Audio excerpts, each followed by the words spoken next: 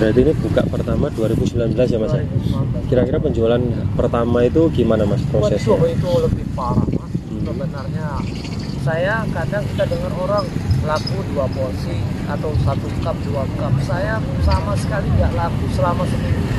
Yang beli itu bukannya pengunjung, melainkan tetangga yang sama-sama penjual. Oh, yang beli sama-sama. Iya, mungkin ya yang pertama mungkin karena kasihan. Kemudian minggu kedua itu dapat resep dari kakak itu setelah saya pelajari betul-betul jadi ya.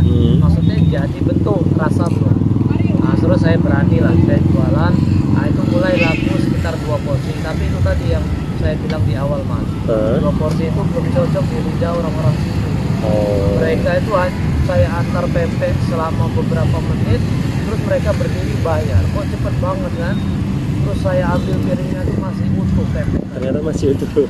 Cuman 1 gigitan 2 gigitan. Mungkin karena mereka rasanya nggak cocok. Saya dapat kabar gerobak saya ini ambruk karena angin. Sebenarnya orang-orang sini udah kasih tahu Mas, Bang katanya kalau mau ditinggal tolong ditali karena angin di lapangan ini kencang.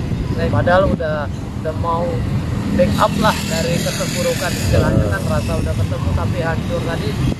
Ya udah agak kayak gimana ya, frustasi lah, depresi lah, mau jualan lagi. Berarti nggak sempat nggak jualan lagi setelah itu? Sempat nggak jualan saya itu sekitar 3 bulan. Oh, 3 bulan nggak jualan? 3 bulan. Padahal belum lama jualannya itu? Iya, jualannya tuh paling ya 1 bulan setengah. 1 bulan setengah. Habis itu saya vakum 3 bulan, saya nggak mau nerusin lagi.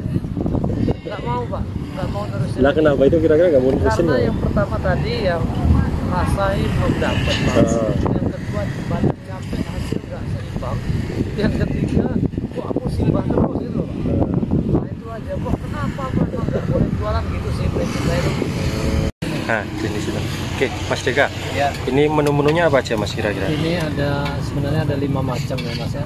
Ada kapal selam besar, selam kecil, lenjer, terus kulit, ada adaan, ada keritingnya kalau nggak salah masih dipaku. Oke. Ada tekwan juga. Tekwan ini kemasannya seperti ini Mas. Oh ini keritingnya. Oh yang kayak gini gitu ya? Ya ini yang keriting. Sama tekwan ada juga, tapi kuahnya yang beda. Nah paling best seller yang apa Mas? Best seller biasanya kulit sama kapal selam. Kulit itu yang ini? Kulit itu yang ini. Ini kayak kalau digoreng itu kayak crispy. Ini bahan bakunya dari apa Mas utamanya? Ini bahan bakunya dari kulit ikan tenggiri. Itu dicampur sama barakuda sedikit. Oh ada barakudanya? Iya, kalau kulit semua nanti dia nggak bisa jadi kaku begini gini ya? Mas. Dia pasti langsung apa namanya lembek gitu. Kalau ini kan masih ada kaku-kakunya gitu. Nah, ini. Sama satunya itu tadi yang? Selam kecil. Biasa ini kalau di Palembang sih bilangnya pempek telok. Pempek tapi telok. kalau di sini kan mainnya selam kecil. Sama juga bahannya kayak itu? Beda. Kalau ini mainnya kita goreng. Kisi-kisi bahannya ini sih pakai santan, santan kara, bumbu lada, bubuk segala macam itu dipakai sama campuran tepungnya agak sedikit. Oke. Nah kalau yang kapal selam? Kalau kapal selam kan ini main rebus kita Mas. Selam kecil ini mainnya rebus, dia nggak pakai santan, tapi adonannya sekitar 1 kilo ikan itu ya kita pakai 400 sampai setengah kilo tepung. Tapi ikannya juga banyak ikan. Ikan tenggiri juga berarti? Ikan tenggiri. Jadi memang rata-rata semua di sini bahannya ikan tenggiri? Betul, 50% itu perbandingan tepung sama ikan. Kalau bahannya kita rata-rata pakai tenggiri. Nah kalau untuk masalah cukonya sendiri Mas? Nah ini cuko. Nah ini katanya emang yang paling banyak yang disukai cukonya juga ya? Betul, ini yang kunci pempek itu sebenarnya di sini Mas ya. Karena pempek enak itu nggak akan enak kalau cukanya nggak enak. Tapi kalau cukonya ini mantap, pempeknya juga kurang enak, masih ketutup. Oke. Tapi yang bagus sih kalau bisa pempek enak juga enak. Dua-duanya ya kombinasinya biar sama-sama enak akhirnya masuk. Datangkan langsung dari Lubuk Linggau, Sumatera Selatan, Palembang. Oh gelasnya asli Palembang? Asli Palembang. Dia nggak bisa Mas. Kalau gula-gula ini kan mayoritas memang hitam, tapi kalau dimasak itu agak sedikit pahit. Kenapa Mas? Agak sedikit pahit. 14. Oke Mas, untuk cukonya sendiri kan gulanya asli Palembang. Nah itu misal teman-teman mau beli juga bisa? Cukonya? Bisa. Apa gulanya aja? Sebenarnya cuko juga bisa dibeli. Oh, itu juga bisa dibeli. Bisa, tapi jangan posisi datang ke sini langsung dicuko, karena saya itu biasanya membawa cuko itu sesuai kapasitas jumlah pempek. Oke. Jadi ukurannya sesuai. Kalau nanti ke sini tahu-tahu beli 2 botol kan nanti pempek saya nyisa. Iya. Karena cukanya kehabisan. Jadi emang udah sesuai porsi-porsinya ya. Kalau bisa janjian. Jadi untuk kunci cukonya enak itu di gulanya itu langsung berarti. Iya betul. Gulanya memang harus berkualitas. Terus bumbu-bumbu tambahan kita memang pakai sedikit lobak ya, yang wortel putih itu. Nah itu nanti kalau kawan-kawan mau nyoba ya silakan. Bisa. Tapi yang jelas bahan-bahannya memang saya kasih tahu, gulanya yang berkualitas, gula batok namanya kalau Palembang. Oke. Terus bahan yang keduanya itu asam jawa. Nggak usah pakai cuka, asam jawa aja kalau bisa biar jaga lambung lah. Yang ketiga itu apa tadi namanya lobak. Lobak itu wortel putih itu sama ebi ya. Banyak lah mayoritas tahu ebi itu udang-udang kecil. Ini ada frozenan juga, berarti teman-teman bisa beli frozenan gini juga Bisa, ya? ini Satu paket berapa ini? Satu paket isinya 7, ini dari kita ini 15.000. 15.000. Biasanya reseller itu ngambil saya kurangi, tapi tetap jual dengan harga yang 15 sama kalau ya. bisa biar menjaga tetap lancar lah keluarnya produk ini. Berarti di sini bisa dadaan, digoreng, bisa sama bisa yang ini. Bisa yang vakuman atau frozen. Tapi untuk yang paling laris yang digoreng dadakan apa yang vakuman gini? Biasanya sih yang digoreng. Oh, yang digoreng Ya, gitu, Pak? yang ngambil simpel-simpel gitu. Tapi ya, ini nggak kalah juga kalau misalnya posisi antri-antri gitu, mereka lebih simpel ini. Oh, malah bisa beli. dan Karena nggak mau antri ya, Mas ya. mau antri nunggu. Oke, Mas. Habis nih. Nah, kalau pas goreng kenapa harus dipotong-potong gitu, Mas? Sebenarnya Mas, kalau ini kan pempek ini kan kapasitas besar. Nah, sebenarnya kalau kami di Palembang itu digoreng utuh, baru matang nanti baru dipotong-potong. Kalau di sini enggak. Mereka tuh ngambil kriuknya, ngambil istilahnya itu biar semuanya matang luar dalam. Merata lah ya, lebih ya aman gitu. gitu. Jadi kita sebelum goreng kita potong dulu. Kebanyakan kayak gitu. Berarti malah di Palembang sebenarnya nggak dipotong Sebenarnya ya? nggak dipotong, malahan dia utuh, nanti setelah diangkat baru mereka potong segi 4 gitu. Jadi Mas Deska mengikuti seleranya. Selera orang sini, saya Sini harus aja ya. Nggak bisa. Iya. Ada tambahannya nggak Mas? Kalau itu ada kecap sama saus itu buat Itu kecap tambahan saus aja? untuk sebenarnya kecap saus itu untuk Taiwan Mas. Oh, ada Taiwan juga. Yang kuahnya berbeda tadi. Tapi di sini belum berani karena mayoritas belum pada tahu. Oh ya. Jadi saya cukup sebenarnya saya nih kesalahan satu sih, saya nggak kasih sampel gambar Taiwannya Mas. Nah, jadi di sini nggak ada ya, Bel ya? mereka masih bertanya-tanya, kalau pempek kan udah familiar, Betul. rata-rata tahu. Sebenarnya Taiwan itu enak sekali, itu sama aja bakso Palembang kok. Oh. Bahannya langsung tenggiri, terus cara membuatnya pakai es batu, pakai unik lah. Ada daun bawang, ada apa namanya jamur kuping, ada suunnya, apalagi kecap sama saus cabai itu udah mantap sekali. Dikasih nanti kuahnya itu dicampur dikit. Oh, pakai itu cukup juga. Nah, tapi udah lumayan Mas, kalau di Alkit ini udah banyak yang tahu, udah lumayan. Tapi mentahannya Taiwan mana Mas? Enggak ada. Taiwan ada. Oh, ada. Masih frozen sebenarnya. Oh, kayak gini ya? Sebenarnya ini bagusnya itu langsung dipamer aja seperti itu, tapi kan karena belum banyak peminat, kita jaga kualitasnya. Kita jaga rasanya, tapi saya frozen dulu. Kalau ada yang mau beli ya saya buka, saya keluarkan, saya masak, nanti setelah itu saya klaim lagi. Tapi ini bahannya juga sama pempek itu, beda? Beda Mas, ini ikannya lebih banyak Mas. Oh, ya, komposisi ikannya lebih banyak. Lebih banyak, kita ngambil kenyalnya itu. Terus dimasak juga, dibuat juga dengan batu es atau es batu. Harus pakai es batu. Harus pakai es batu, biar menjaga tekstur kekenyalan. Oh iya, betul sih. Ini beda cara buatnya. Terus cara masukinnya ke panci, dia harus pakai garpu, biar agak keriting-keriting gitu loh Mas. Biar agak bergerundil gitu loh. Berarti nggak bisa langsung pakai tangan? Nggak bisa, dia pakai garpu dicuil-cuil gitu, jadi memang bentuknya ini kan agak aneh-aneh tapi hampir semua sama. Nah ini Taiwan. Tapi yang best seller ya emang itu tadi ya? Ya, selam kecil sama kulit. Tapi adaan sih juga nggak jauh kalah. Adaan itu yang bulat-bulat. Oh, adaan yang bulat-bulat itu. Kalau sebenarnya kepanjangan itu saya nggak tahu adaan itu kenapa disebut adaan itu, kita belum tahu Mas ya. Tapi yang jelas adaan itu menurut kami sih adonan ikan langsung. Oke, Mas Deska, terus untuk penjualan itu yang paling rame pernah rame itu tembus berapa kilo habisnya?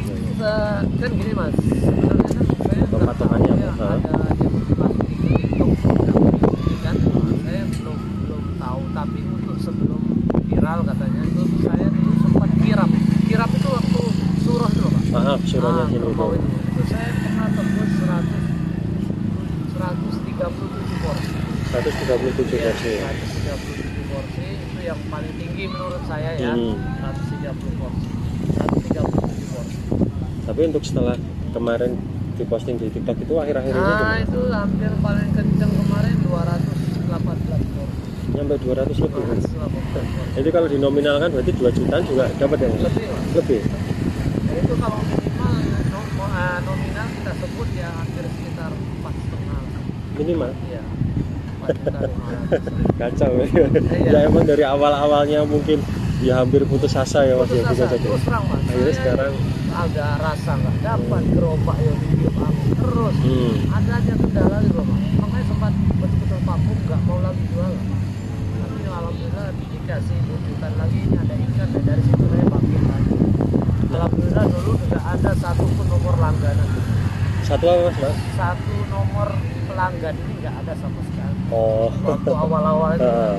Terus dari dapat bahan baku itu sampai sekarang saya hitung pelanggan saya di kontak ini ada 76 kontak. Pelanggan? Iya. Jadi- Soalnya saya bikin story kalau jualan. Karena mereka sering datang posisi habis. Oh. Jadi minta sisain dulu. Oke.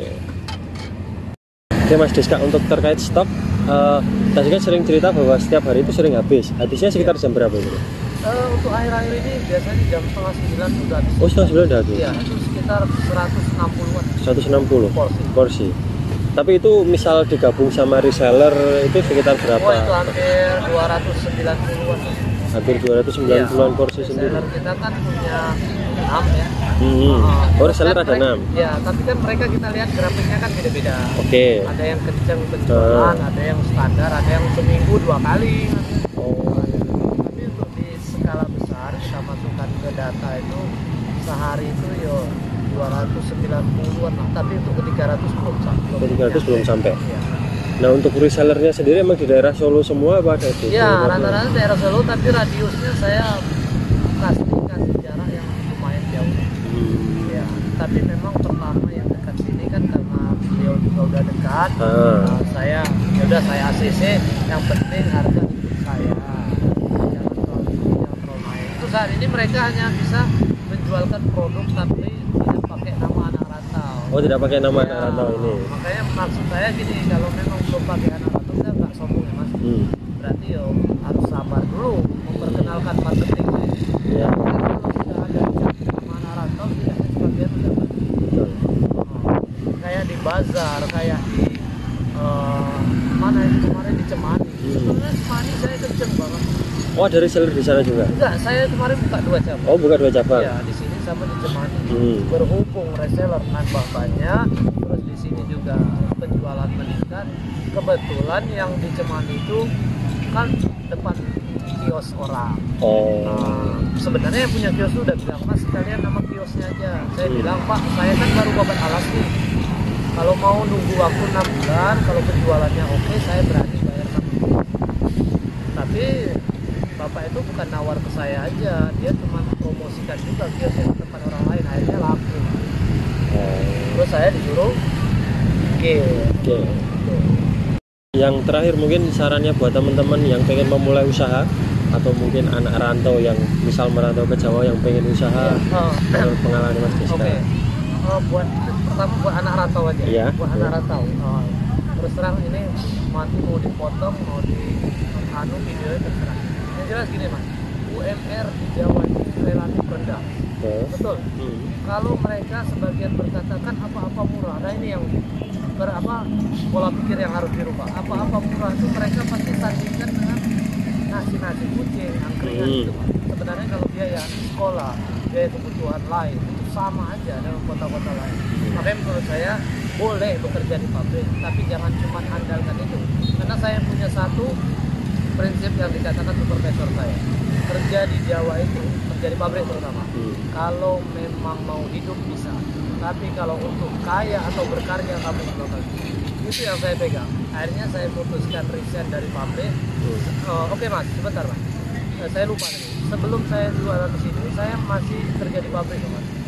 Jadi 2 tahun itu saya kerja pagi, sore jualan. 2 tahun loh mas. 2 tahun maksimal pendapatan lebih dari pabrik ini baru saya lepas.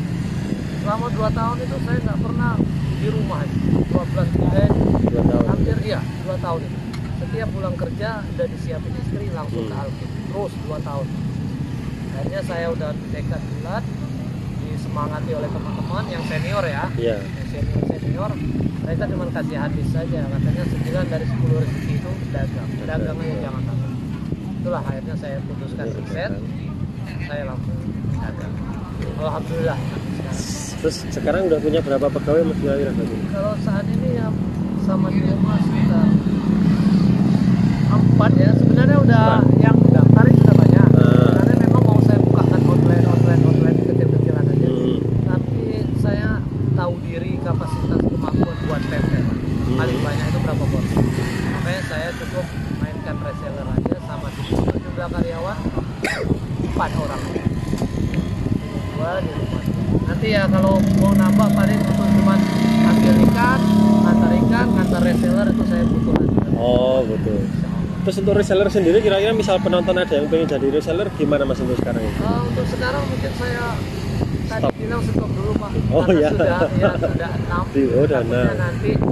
Takutnya nanti mereka sudah berharap ketika penjualan mereka lancar, mereka minta barang, kita udah nggak punya lagi ya. Iya. Saya takut. Makanya saya batasi, saya nggak ambisius juga untuk ayo reseller nggak. Saya cuma ambil titik aman saja.